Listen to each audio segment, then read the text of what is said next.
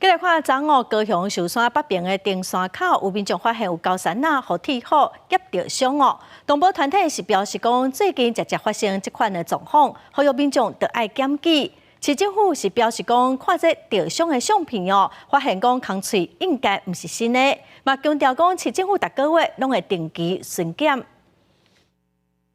他连脚都有受伤。 有时候看到这个心都会酸酸的。高仔囝拍伫涂骹，手部又个红又个肿，民众看到发现是互铁虎夹着伤。有些民众可能会误解说，哦，他是不是跑到果园里面去啊，所以才造成这样的状况。其实我们发现的地方，大部分都是在国家公园或国家公园的周边，其实这附近是没有农作的。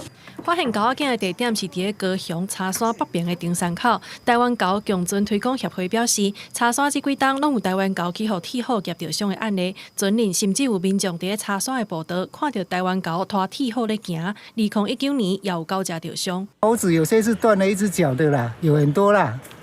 没有看到它真正受伤过了。看过人家在放捕兽夹吗？没有，没有没有看过。我也不赞成，因为这个。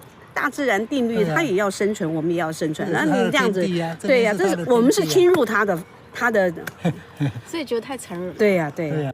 市府表示，检视相片发现狗仔囝的空喙毋是新伤，现场虽然无看到器具，毋过无排除就是铁虎所致死的。逐个月拢有甲茶山管理处来联合巡查，铁虎也是巡查重点，强调所有的铁虎拢是非法。民众若发现，会当赶紧通报，违法的人会当以动保法罚15000块至7万5。记者综合报道。